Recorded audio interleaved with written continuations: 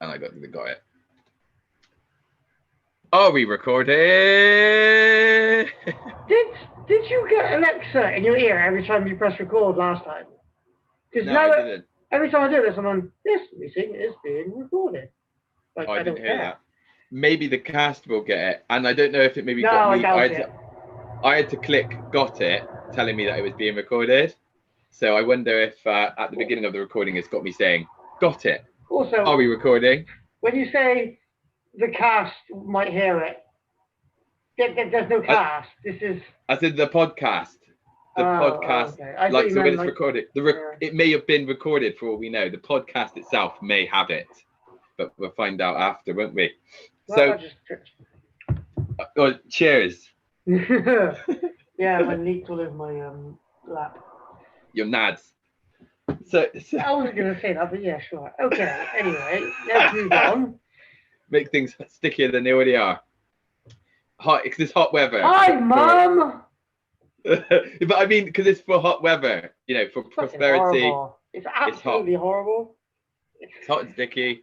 But where I am at the moment, I've got a fan over here. I've got, I won't even introduce ourselves. I am Leon C. This.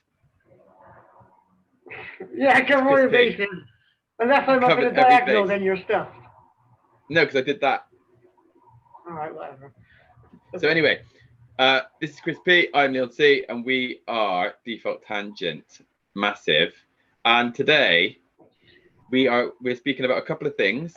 I took most of the airtime last time, so I'm going to try and dial it back a bit and let Chris lead. Over to you, good sir. I was going to say, what's up with you?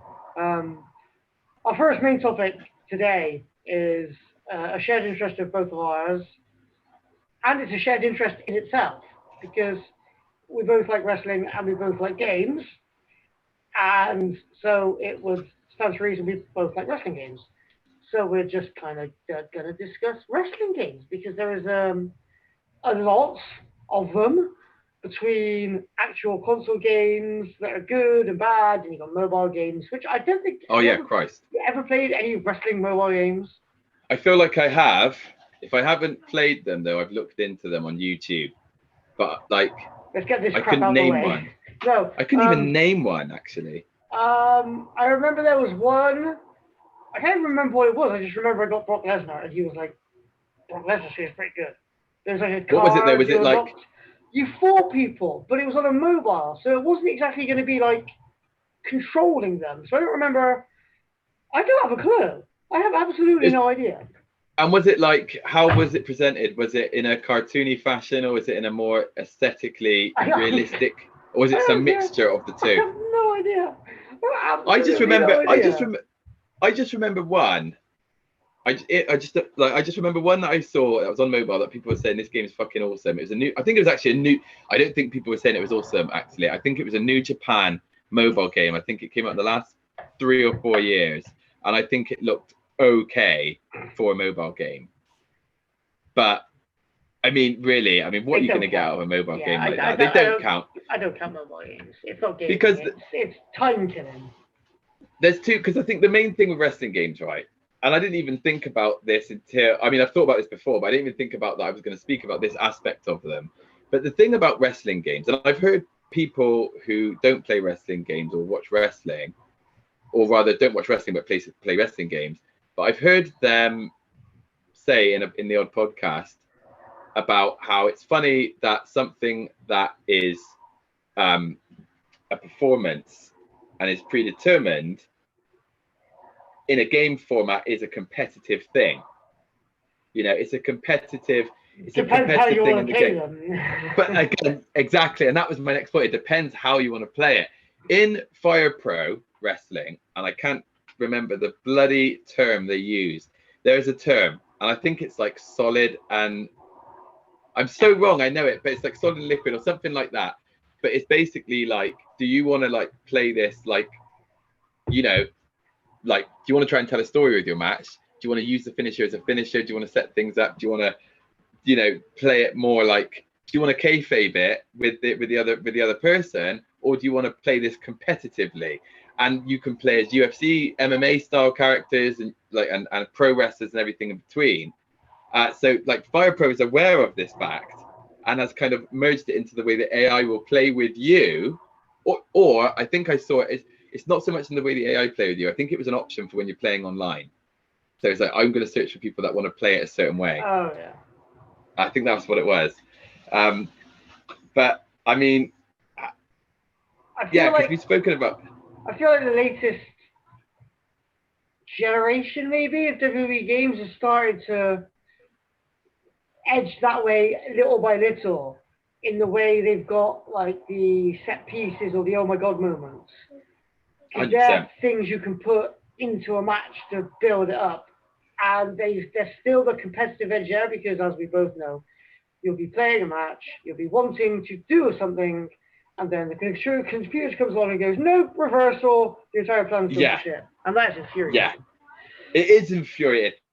But like, it's even more infuriating when it's not even clean. I mean, at least if they reverse it, it looks clean. But it's when you might go for something, but you might just miss it.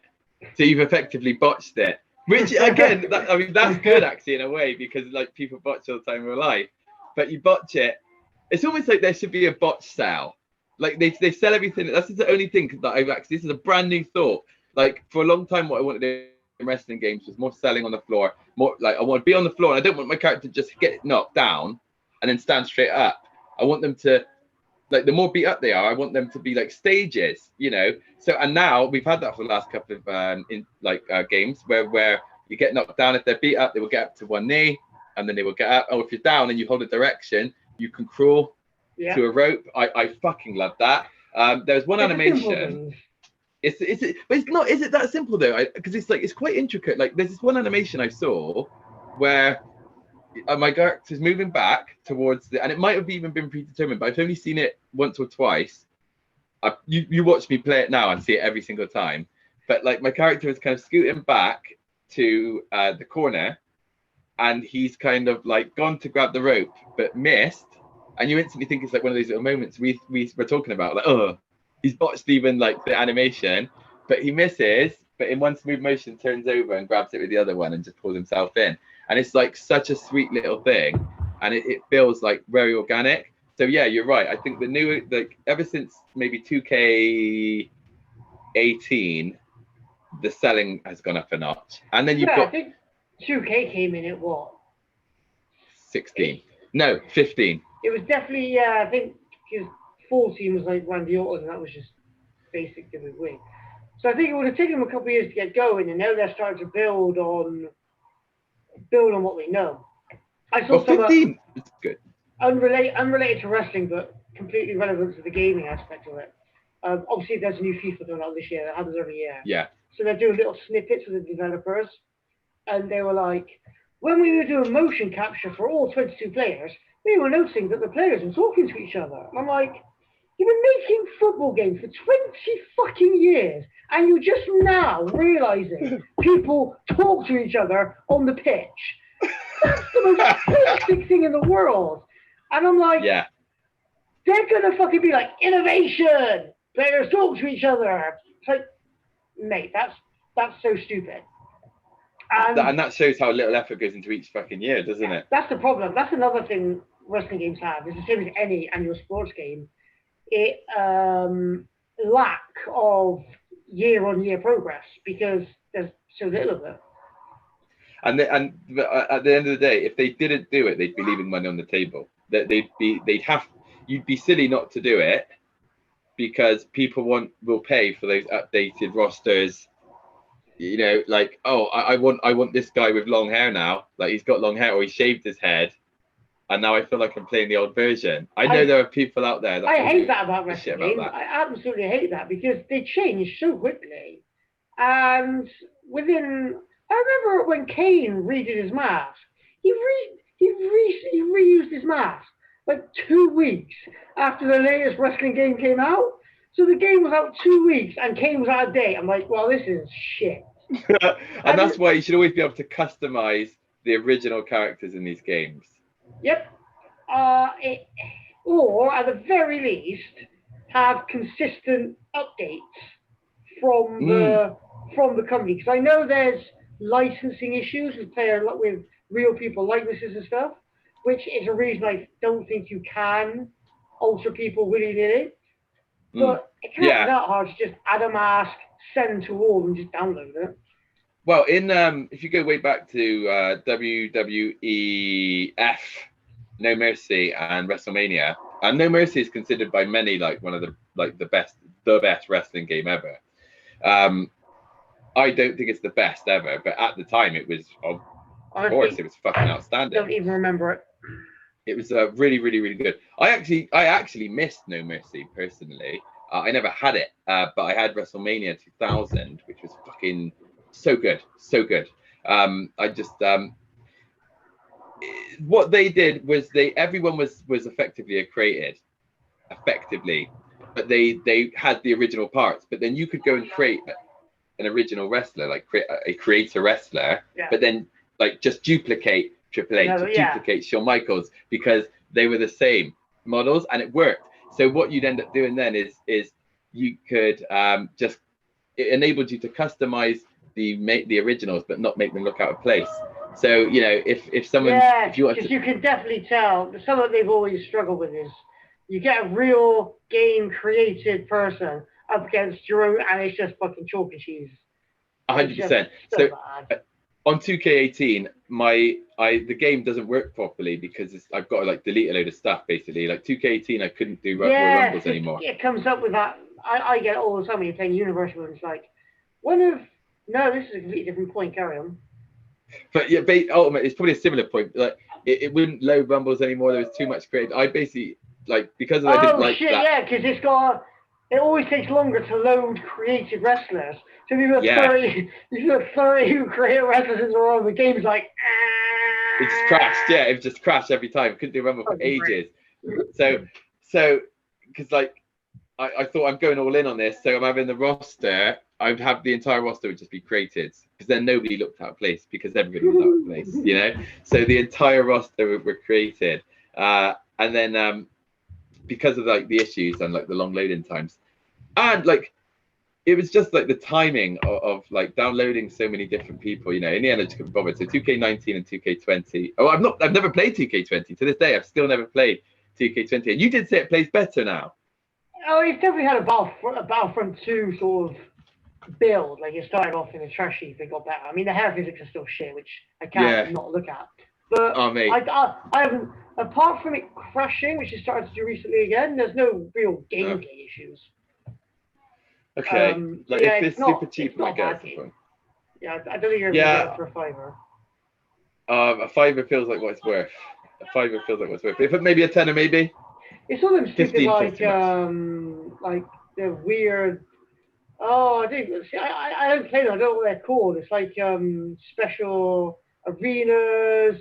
You know, all the trailers, all the fire and stuff, and then all the unicorns. Yeah. It's like, who the hell is that for? Who's buying this game wanting to play as not a demon Finn Balor, but a fire Sauron Finn Balor? Just like, no, just give us the freaking wrestlers.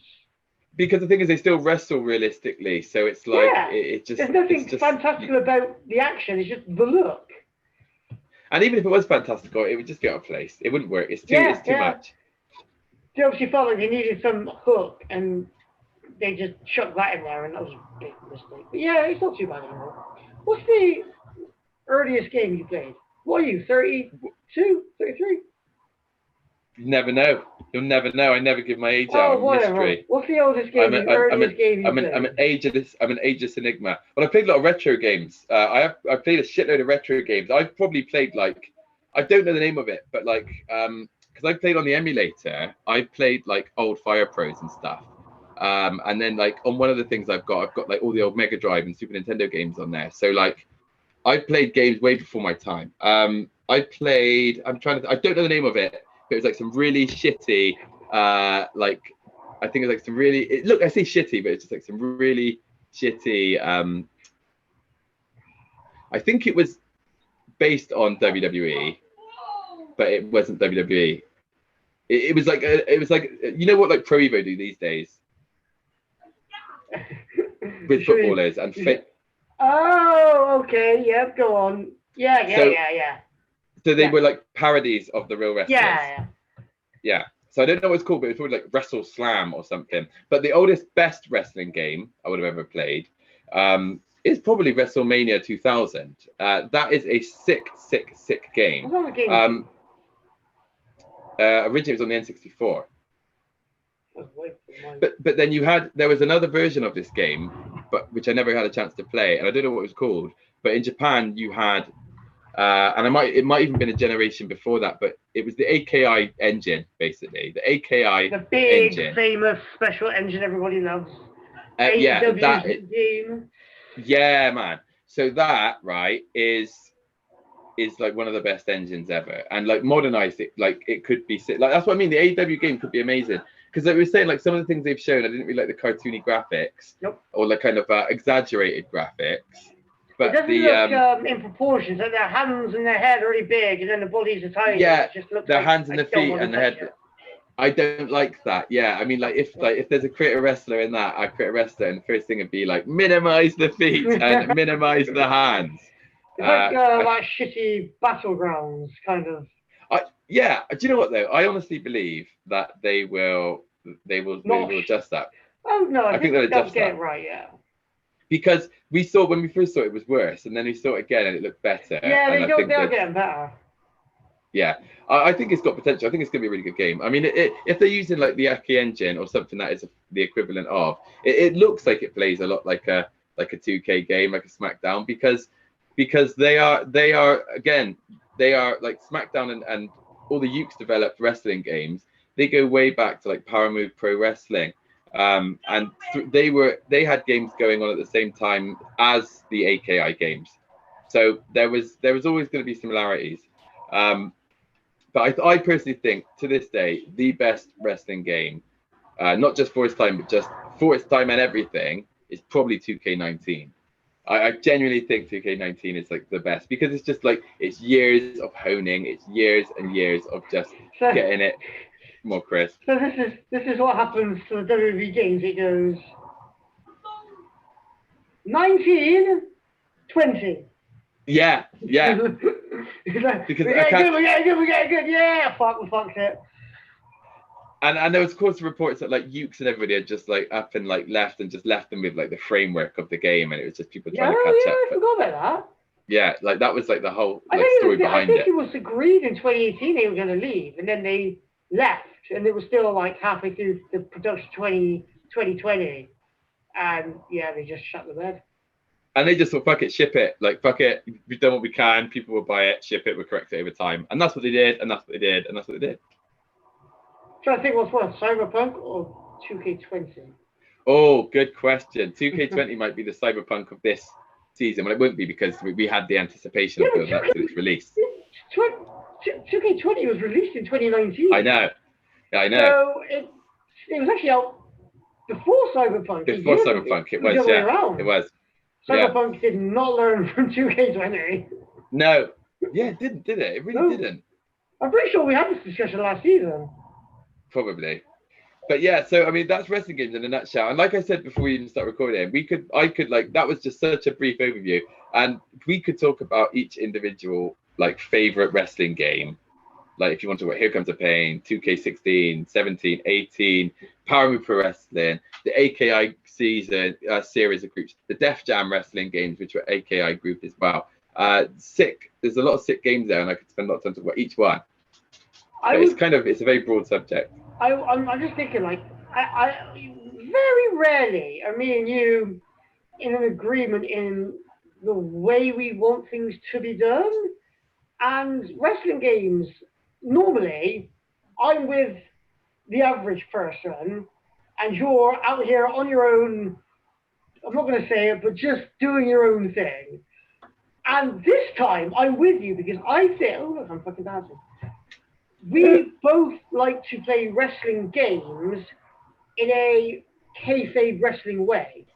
Whereas, I don't know this for a fact, but I imagine most people will play it for just a beat-em-up game.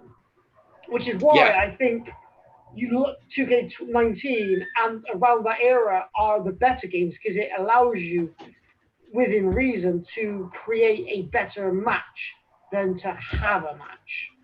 Definitely. And you know what? If somebody wanted to play me competitively, at that game. If they want to play me like that, 2K19 actually gives you the ability to slow them down. They've used that with the reversals.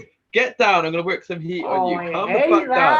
I hate Calm the it. fuck down. Calm the fuck down. The most like it makes sense because I think before they introduced the 5, it was just like punch reversal, punch reversal, punch reversal, punch reversal. You need it. You need that momentum shift. Yeah, it's good, but I hate it when you're stuck there with no reversals, just getting punched and punched. Here's what the AKI games did. Here's something that people don't really talk about. People talk about the AKI games and the AKI system as this legendary thing, but here's one of the things that it did that made it very legendary. In the majority of the games, you'd have a bar in the corner. You'd never see you get a little figure of the person, so you'd see an outline of it, a white silhouette, and you'd have the arms, the legs, the body, and the head, and you could work on every part individually, and you'd see those parts go down, like some of the SmackDown games have done. Yeah. In the past. I'm pretty sure the 2K19s do that now as well. They just maybe it does have a health bar. But I just turn it off. Oh no. Yeah, they're actually just a one bar now. Even though they do have the individual arm and leg damage, but we see the overall damage. Whereas in those games, it was really just the overall damage was just a combination, or at least the way it was presented, of those. But what you had was a momentum bar. So if you started to get a few moves in a row, your momentum would get bigger and start to flash bigger and greener. And the more momentum you had, the harder it was to reverse your moves. And then when you peaked your momentum, you were in your special state, and then you can hit them with a finisher. Once that ran out, you went back to standard. So, but of course, when you were on the receiving end and your momentum was down, it's not impossible to reverse. It's just harder to reverse. So you can bring it back by yourself and make a comeback, but you've got to vary it, because if you start doing predictable stuff, it's going to be that much easier for the person to reverse. One of the things I begrudge about the games is working up to a finisher. I get that is a very kayfabe thing in the way you would build a match, but I do like the idea of just hitting a move because hitting your finisher because the opportunity is there, and I don't like not being able to do that, which is why it never puts them out, because it's not a finisher. But I will often give my wrestlers finishers as plain moves, so I can hit them whenever I want to hit them, and it adds to it. You can't pin them off it, but it's nice. In Fire Pro, can you hear me now? Yeah, I'm good. I just leant on my wire. Yeah. In Fire Pro, you are able to hit your finisher as the first fucking move if you want. You don't have to work up to it. It's just you pick the move on your move set if you're creating a character, and you can just say, that's my finisher, and it can be any move in your whole thing. That's my finisher. You can give it a little finisher tick, and I believe that gives it a boost, so it makes it maybe slightly stronger. Or because it's not very well explained, or if it is, I haven't looked at. It either gives it a boost, or you get more of. In fact, I'm pretty sure it does not give it a boost, but every time you finish a match, you get a match rating. How out of 100, how good was this match? So if you have 60, it's oh, you might have won, but it was a shit match, mate. You know what I mean? So Fire Pro is about match quality. So the idea is you want to finish them with your finisher and not use your finisher too much. So that's kind of how you work it. Yeah. So in Fire Pro, it's more about match quality. So you can hit your finisher whenever you want, but one, it better be the right time to actually finish them. And two, if you just use it over and over and over again, you just shit match quality. You know what I mean? Yeah. So it's quite clever. And that's what Fire Pro do with the whole kayfabe and the way you play it type of thing. They hand over the kind of the imagination to you a little bit in the game, which is kind of cool. Not including 2K20, because that's kind of not necessarily a given, but I think nowadays it's not fair. Worst wrestling game. So I think the worst wrestling game would probably be, oh mate, I haven't played it, but it's that 5-star wrestling game. Looks pretty shocking. Wait, you mean that parody game? Yeah. That looks amazing. I haven't played it, so I can't say. Low quality, just for the banter. Well, for the banter alone, it gives it some points, but it does not look like a good quality game. But I probably have to go back to the fucking there was a really old ECW game, but there was another one more recently. Oh mate, WWE Battlegrounds, mate. You haven't played WWE that. You Battleground. can't say that. You've not played it. No, I can't say I haven't played it. So probably the old there's an old ECW game. It's absolutely shockingly bad. It was so bad. It was. I want to say it was called Anarchy Rules or something. That does sound familiar from podcasts and stuff I've heard. So bad. I might be wrong on the actual name, but it was horrendous. Like, to do moves, it was more like an actual fighter. Like hitting power slam, back down, up, and attack. And it was just really spongy, and it just like bad mocap, and just it was just bad, just horrible. Do you ever play Legends of WrestleMania? Yes.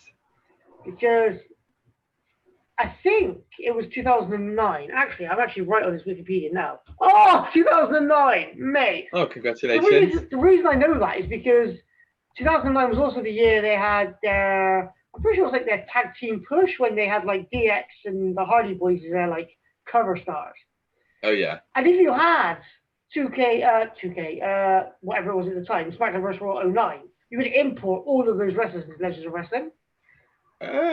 But it was the shittest wrestling game I've ever played because there was no freedom to it. It was like they've taken the idea of a match like we like to have, and they forced you into it because there was like 3 tiers. There was like beginning of the match where you had like 5 moves to choose from. The middle of the match where you had a different 5 moves to choose from. I remember and this. No other match. And then the end of the match where you had a few moves and your finisher. And it was the most boring. It was almost like a slightly quicker quick time event button press. And it was just the worst.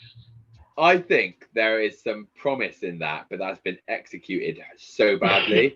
But like there is, like they should do it like showcase mode, like where it's like to get the most out of this match, use these set moves. You're free to use whatever you want, but if like for the structure of the match, and then before the match, like me and you could say, right, let's customize the structure, and then it's like, right, we've decided to use this set of moves and do these set of actions. So like no one out of the ring between this time and this time. You know what I mean? That kind of thing. That's some good shit, I think. Well, I'm not gonna brag about my gaming knowledge, but I was literally right in the fact it was 2009 was with DX and the Hardy Boys as their main tag team focus. Well done. Congratulations on that. Just want to finish on the wrestling point. Do you ever play the TNA game? Yes, I did play a TNA game. Not as bad as it could have been for the time. I actually really enjoyed it. I enjoyed it to a point. I just enjoyed it. I don't know if it's because it was at a time when I was watching TNA, so I was more aware of like the wrestlers and stuff. It was a very basic wrestling game. Yeah, but it's clearly the first. Yeah. Of what they probably wanted. There was actually going to be another one, but the studio went out. The studio went bust. It could have improved. Like there was room to improve. I really liked it. What I didn't like is the story mode, because the story mode put you in a buttload of tag team matches, but your AI partner was the worst AI partner you could wish for. So why did they do that? Like to win any match, you have to make sure you've knocked the guy off the apron, and then manage to not get reversals as you hit the legal guy with the finisher. It was an absolute. So that's what I mean. Like there'd always be like a gimmick or something in a match like that. It was clearly people that had like that was the first wrestling game they'd made. You know. Yeah. You know, I mean, like, even if you go back years behind that, like some of the quality of wrestling games kind of put into shame. And I think the general pattern is that the best wrestling games are Japanese developed, and you just can't get around that. Apparently people have tried and they just Japanese. Can't. Yeah, well, Japanese don't play their games, don't play their wrestling games, don't play their RPGs. You do play their wrestling games. Yeah, 2K19. But not Japanese wrestling games. Yeah, but 2K19, if you can put that under a Japanese wrestling game from the development. Yeah, because it's Ukes. Is it? I don't think it is. Oh, 2K19 is Ukes. You know that. I'm a year behind mine, or a year ahead. Yeah, 2K20 is the Hollow. Crystal Dynamics. Crystal Dynamics. And the reason I know that's a shameless plug, because when you play a 2K19, there's advertisements when you play 2K20, there's advertisements around the arena. They're fucking advertising themselves on the billboards around the bloody arena. Well, that's bad PA for them. It's ridiculous. Look who's responsible for this piece of shit. Just because you thought it was Ukes. This is ours. So we'll move on from the wrestling point then. I think like again I didn't think we were going to speak about that for very long. We spoke about that for like ages, and like I haven't even really touched on about 10 points that I could make there. We could go on forever. Like things I want added into the ring, into games, like little things like doing that little when you're both out on the ring, rolling in to break up the count, and then rolling straight out again. That's not in any wrestling game ever. I love that. It is in a wrestling game. I'm sure of it. I'm so sure of it. The only thing you can do in the latest games is, it's in Fire Pro. It's in Fire Pro. Never played it. They've got the carry system. Yes. And you can like hit people environmentally whilst carrying them. Yeah. Well, if you get them in the world's strongest slam position and walk over to the ropes, you'll sort of do a front slam onto the apron, but their left leg flips into the ropes inside the ring, so it restarts the 10 counts. The only worry about that is if you're like the 8th, if they're on count of 8 and you pick them up and they reverse it and they knock you down, you're both flipped because that's the end of the match there. So it's risky. Cool. Well, let's finish on this funny point. I remember the clip you sent a while ago where you were disqualified for being hit by the manager. Remember that? No. Because of the animation. So I think the animation was you were going to attack. Yeah, I think like Stephanie McMahon had, like she went to hit me, you reversed it, and then you punched them, and then I remember that. Yeah. No, but wasn't it because like the animation, it won't let you attack her. It won't allow the male on female violence. That might have been a mixed tag match. Not necessarily a manager. We need to find the clip and come back to this because I feel like you were hit because it was like a reversal, but like a weird reversal of a reversal that didn't allow the reversal that was intended, and then you're disqualified for simply being hit. Let's be honest. I'm sure WWE are going to do something stupid like that one day, if not already done it. Yeah. I'm sure they already have many times. Just make a tick list of it. So, we'll move on. So, how was Old? You watched Old today, the film Old, M. Night Shyamalan. The twist was... There was a twist then? I don't know. Okay, so spoiler alert for anyone listening. Spoiler alert. I don't know if it's a twist. It's like, I don't know if it... Well, no. Obviously, it's an M. Night Shyamalan film, so you go in expecting something. But there was too many obvious hints throughout that there was something bigger going on. Oh, fuck it. I'll just give you the entire description. Yeah, give me the whole story. So from now on, so if you don't want to hear the storyline, this is it coming up. Family go on holiday to a remote destination. They get taken by the resort to a beach. A few other people join them on this beach, and time goes super fast. They all grow up really fast. I think they did the maths of like 1 year is like half an hour or something. Oh, wow, okay. There's loads of people there. Some die. In fact, they all die except the family, and even then, only 2 of the children survive. Long story short. And what are they like old? Are they old when they survive? 50. So one goes in at 6, and I'm going to say 12, and obviously they end up at like 50 and 62. Although saying that, she looks really good for 62. So yeah, only the sister and the brother survive from the main family. There are some pretty not gory, not scary, but some pretty scenes. So when they die, they just die of old age? Some die of old age. Some die because they fell off a rock. Some drown. Some get stabbed. Who stabs them? One of them. One of them has a knife on him. Yeah, okay. He's a surgeon. So, long story short, this special island has some special minerals in it, which was protected from time, and somebody discovered this. And basically, the twist is there is a group of scientists and researchers basically using this little beach as a test subject for medicines, because on that beach you can test a lifetime's worth of medicine in a day. So it kind of has some logic to it. Like every group that went to the beach, one person has some kind of illness that they're researching. These people don't know their test subjects. But every group that goes there has a mental, physical illness, disease, whatever, and these researchers are using it to study them. So they escape. They get away from the island, and like, are they pissed off? Are they like they've been used? Is it like go take them down because it's not that kind of director? Two of them turn up to go back to the resort because they find one of the guests who they met the day they arrived was a police officer. So they go speak to him, and then the last we see is them flying away from the island with the police officer, and I'm guessing other police are coming into it. Do you know what? That just feels like I'm not going to watch that because that feels so tragic as a story that like I don't want to see that. Like I'll tell you why. That is tragic, right?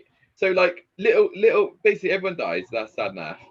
But like the kids that survive, they survive, but they've lost like so much of their life. And now they're fully grown, they're old, they're like as the title would suggest, they're old effectively. But they're still 6 and 10. But that is brutal, right? How do I walk away from that film like feeling like up? You go in there and it takes you down and it takes you down and you think, oh look, that was kind of interesting. Down, and then it's over and it's like, oh my god, thanks for making me feel like shit, film. Like just hearing that made me feel down. It shouldn't be called old. It should be called down. If you realise that films aren't real and that this is just made for enjoyment, like. Let me correct you there, right? So I know this is like I know the films aren't real, obviously, but I would like to think. The emotional attachment you build, you feel towards a story is real. This is basic shit.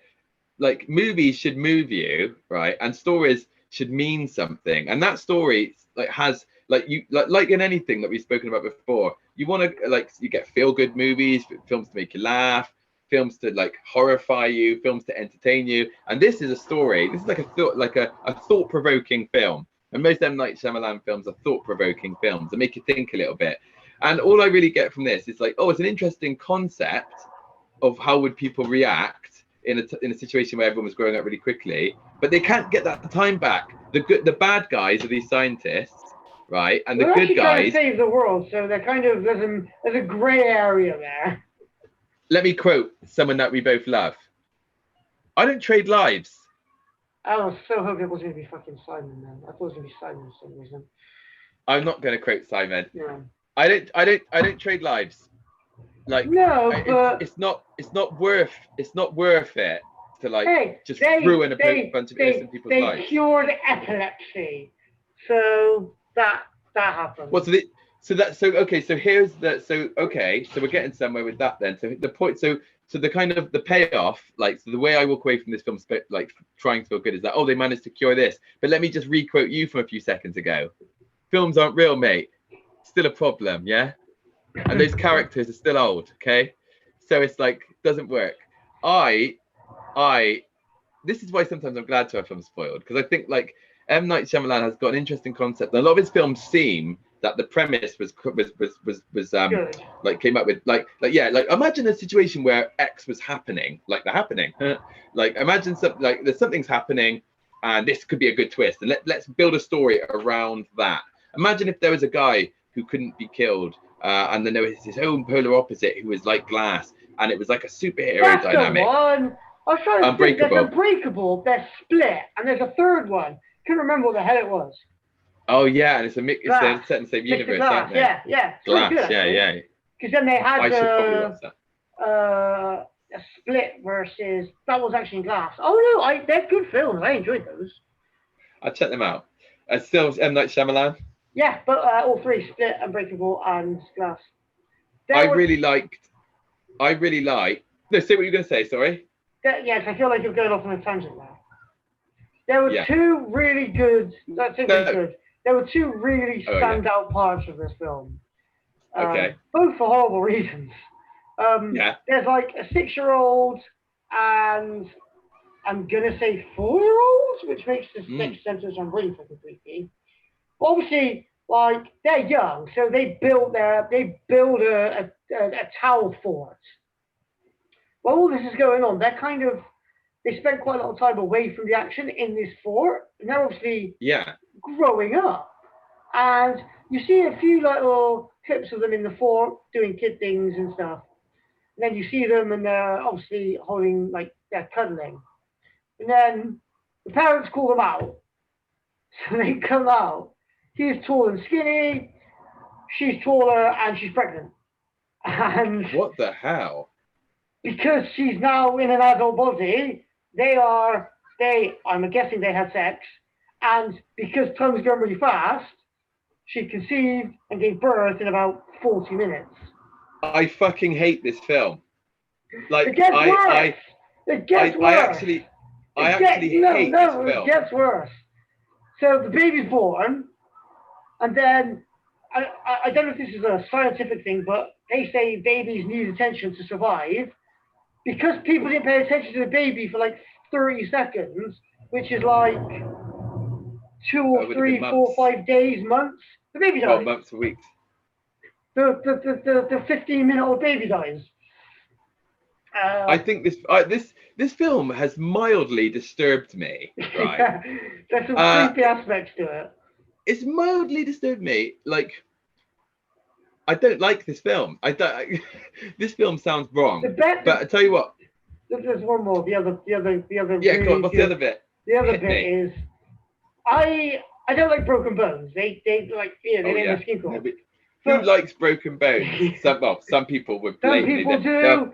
There are going to be people out there who like that. I was in college and some dude was watching YouTube clips of like people get broken legs. Looks at me and goes, am I the only one getting turned on by this? I was like, yes, you are. Anyway, so one of the characters is full on, covered in makeup, skinny waist, all that. And then as she gets old, she starts freaking out because she's no longer her pinnacle of attraction. So she's off in a cave hiding. Yeah. So the brother and sister go in there and they're like lighting matches. And she's like, don't look at me. Anyway, she gets really angry. She starts throwing rocks at them because, as you do. But then she ages. So she goes to pick up a rock. And then the rock falls on her arm and breaks her arm. And then the next time, also worth knowing, because time is moving so fastly, you can cut somebody and it'll heal within seconds. Oh, right, so of course, arm's broken like this, like whatever.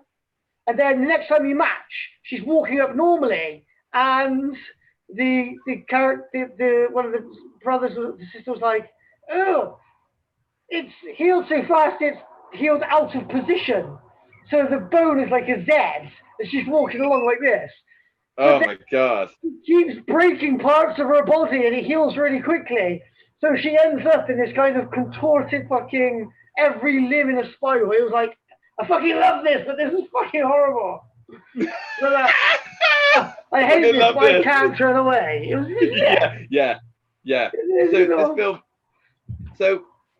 yeah. So I mean, it's definitely ticking the weird, but it feels like a throwback movie, man.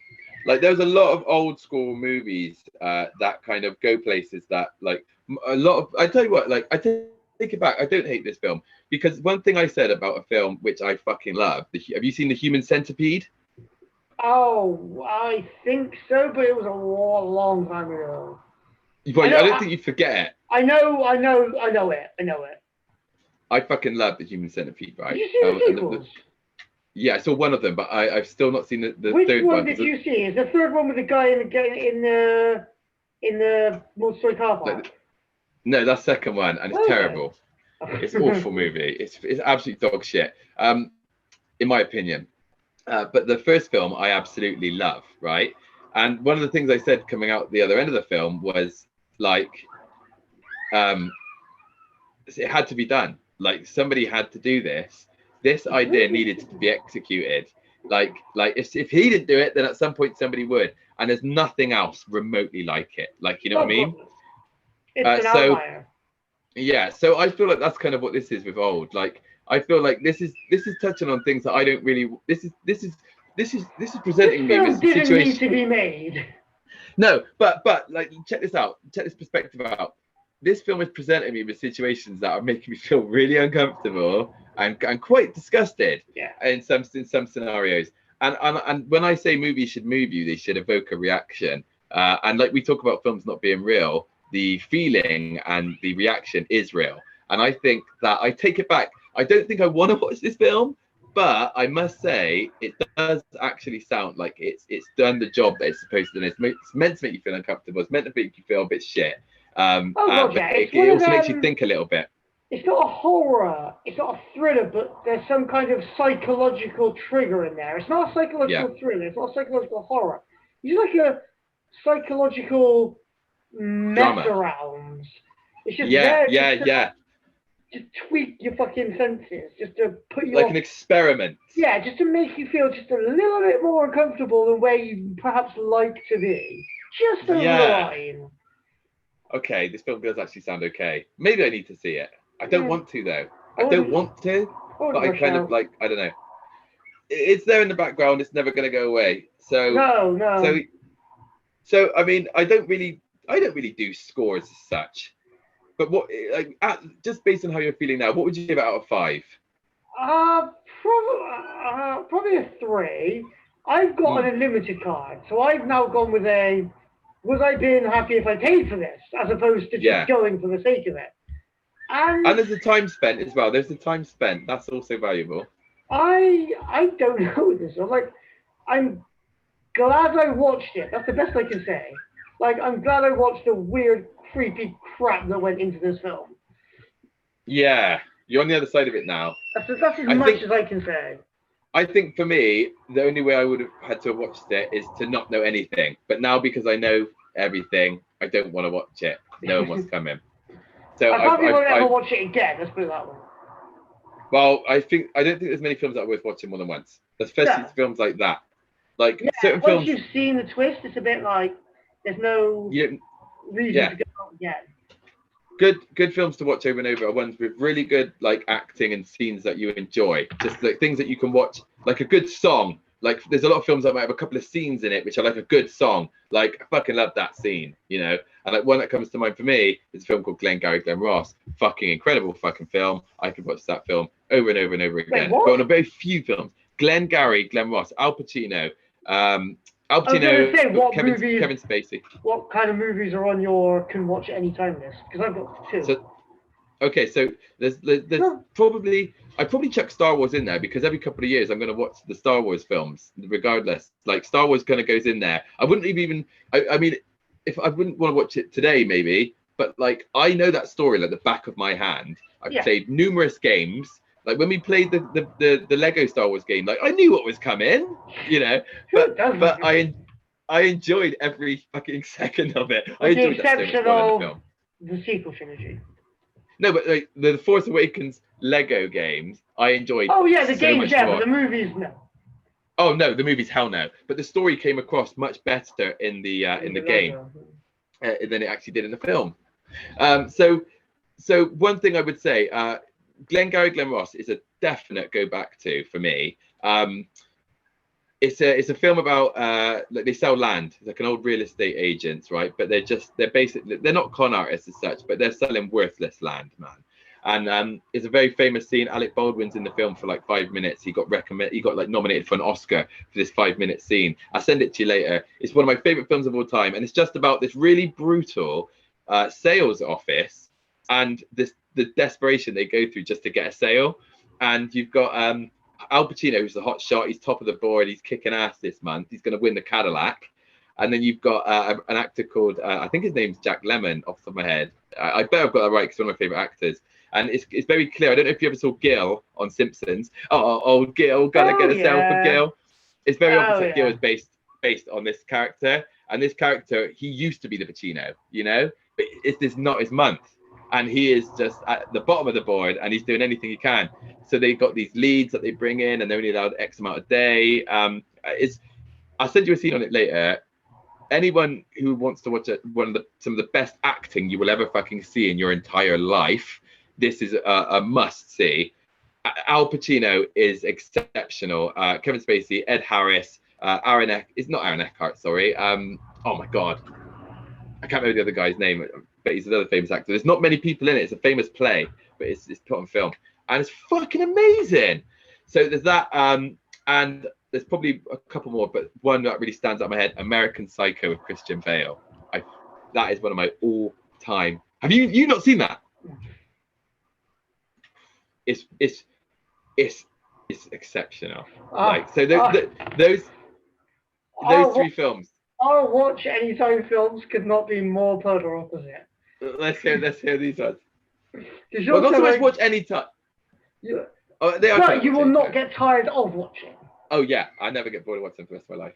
Because you're also like sounding quite serious, sort of great actor. I mean, that's doing a disservice to what I'm about to say, kind of stuff. But mine are both buddy comedies, and it's the Internship with what's this?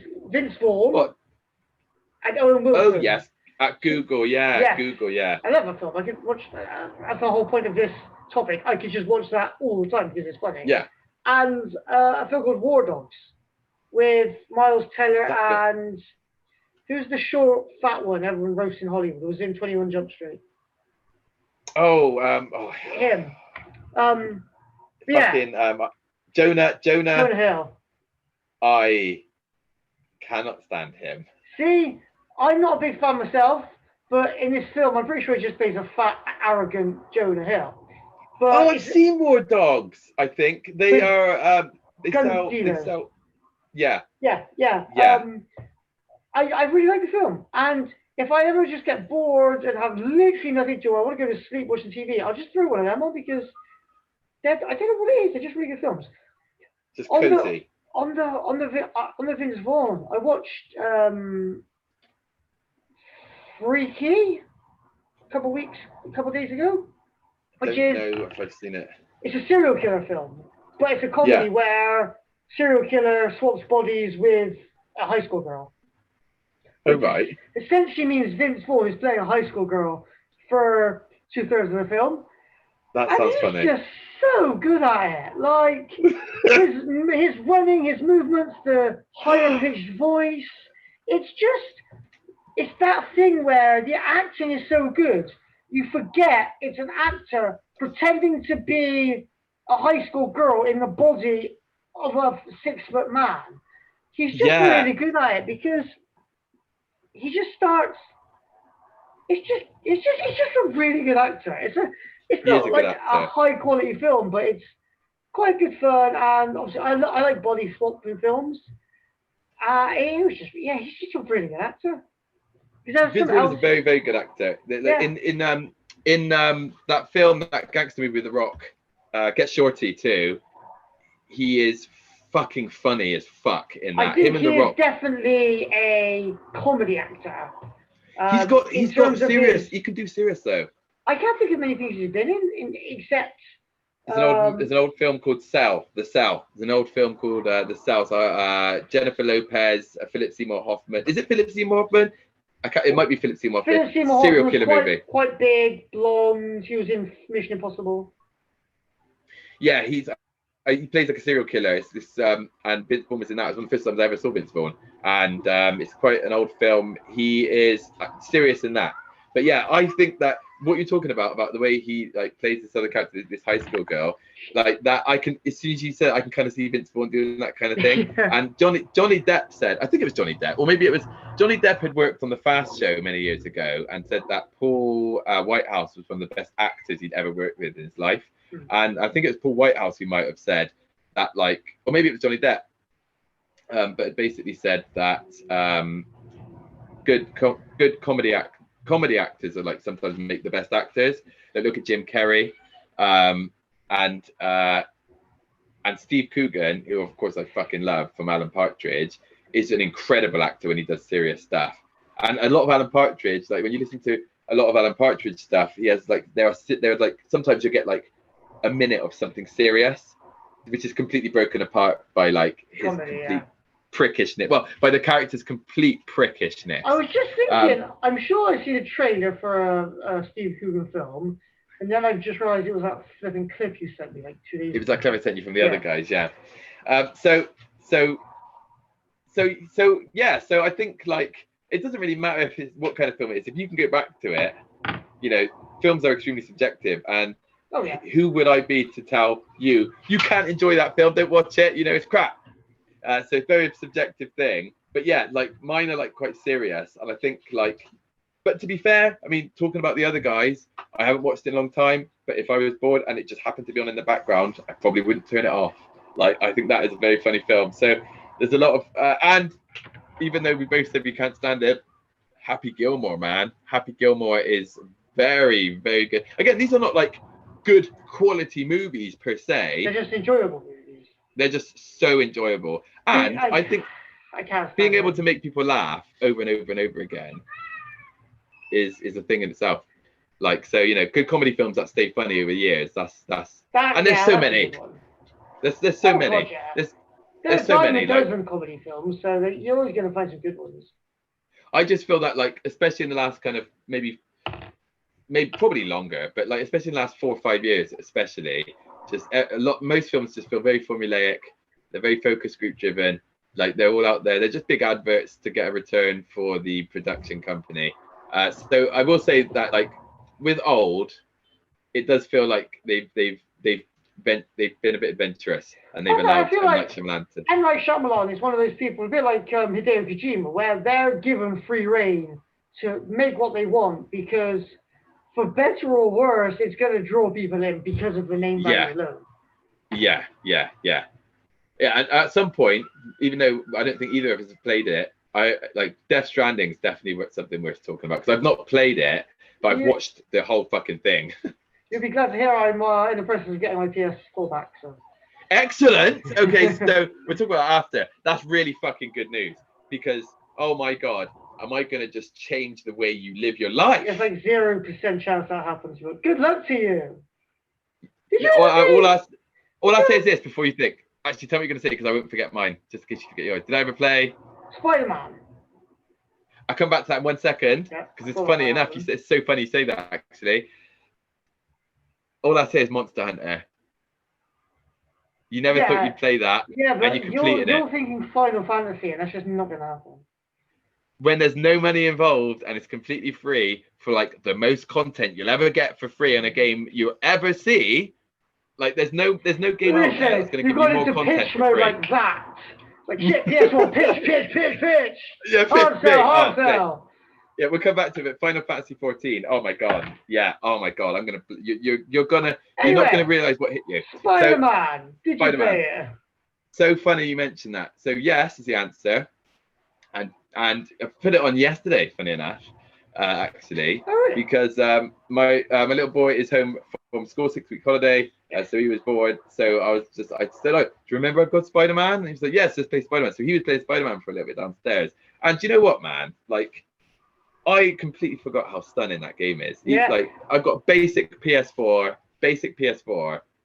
Fuck me, that game is pretty, man. The reason I asked is because I was just going through YouTube, and there's like an everything great about channel for games, and I looked at Spider-Man, and I was like, yeah, this game's really good. And then I realized there's the side sequel, the Miles Morales game, which I've not played yet. And it just so happens I know somebody that has a copy, and that's why I'm getting my PS4 back, so I can go play Miles Morales. Keep it, the PS4 this time. Don't lend it out. You treasure it. You'll get there's like a whole somewhere. Mate, there's a whole other world, because you've been on Xbox, like, and there's like loads to do on Xbox, but mate, there are some things I can show on PlayStation. I've been on Xbox since roughly 2008. Same, actually. Same. That was when my gamer tag came into play.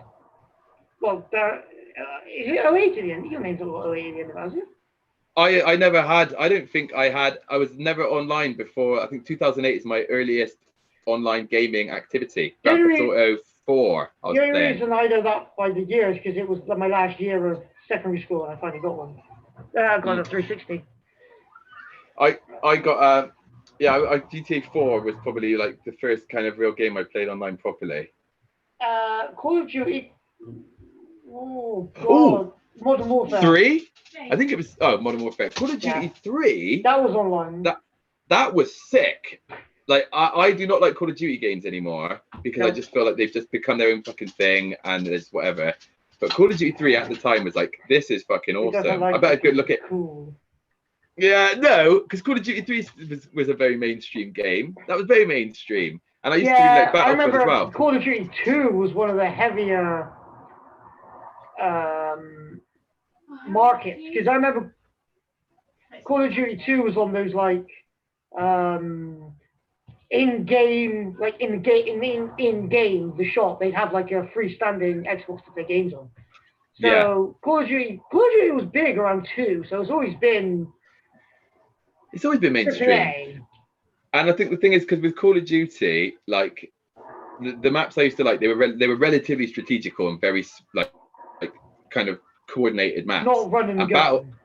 And Battlefield was like open but more strategical. But now like you watch people playing that are like sick, and it's just like they just run around. There's not really much strategy, or if there is, I can't see it, and they're just going around and they're just killing everyone, and it's just like whatever. And you go on there now, and it's just you're dead, you're dead. 20 odd times in a row. Maybe you get a couple of kills in there as well. Yeah. And it's very fast paced, and that kind of run and gun shooter is not what I'm more of a cover shooter kind of guy, as you know. I'm more of a strategical, let's take some cover. If it's turn-based tactical like XCOM, or if we're talking Division 2, which I fucking really appreciate. I wouldn't say I love it because I don't play it very much, but I do kind of love it. Like if love is here, then I'm like just behind. I really like it a lot. Like I really appreciate Division 2. I'm very happy to play it, but I couldn't really say to somebody, you got to play Division 2. But I do think it's a very enjoyable game to just run around the streets of Washington having covered shootouts. The looter shooter genre is one I just cannot enjoy. I just don't like the grind. It doesn't feel like that though. The one looter shooter I ever really played was Marvel's Avengers, and that was because it was Avengers and not a shooter. Beyond that, I didn't feel. Yeah. Just the reward of just replayability. It's, you know, you say manufactured AI. I feel like it's manufactured replayability. You don't replay it because it's great. You replay it to get to that next level. That is true, but the difference with me is I actually do replay Division 2 just purely for the firefights. I don't even care what weapon I've got or how strong I am. I just get what it gives me, and I go to the shop when I level up and I buy a new gun. Oh, now I've got an MK15. I'm just gonna go out and shoot the shit out. It's like, oh, now you're gonna give me an SA80. Thanks, I'll be a bit more tactical this time. And I just kind of go in there like, hi Bill, you know, what you got for me today? Nice, like, you know, back to the streets. Like, go fuck some shit up.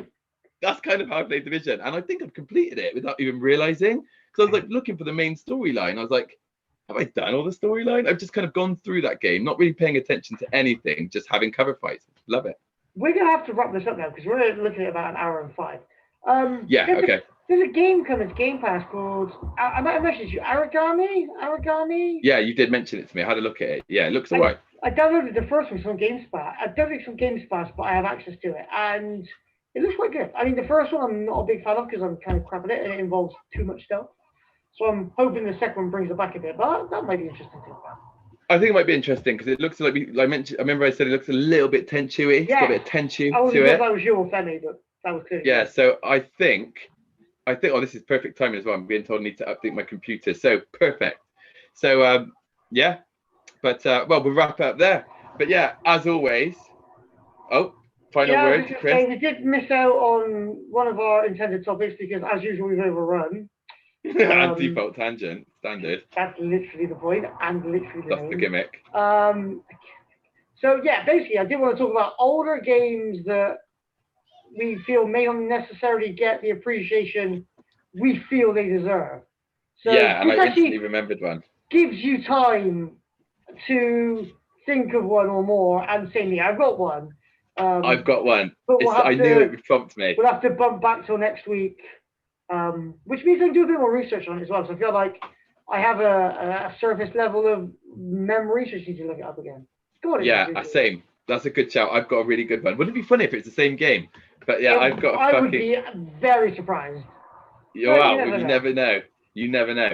Well, let me just. I was going to stop recording then. You're the one who's in control, good sir. All You're right, the this is us, producer. signing off, and we'll see you again same time next week. Thanks for Bye. listening. Thanks for listening. Goodbye, goodbye, goodbye.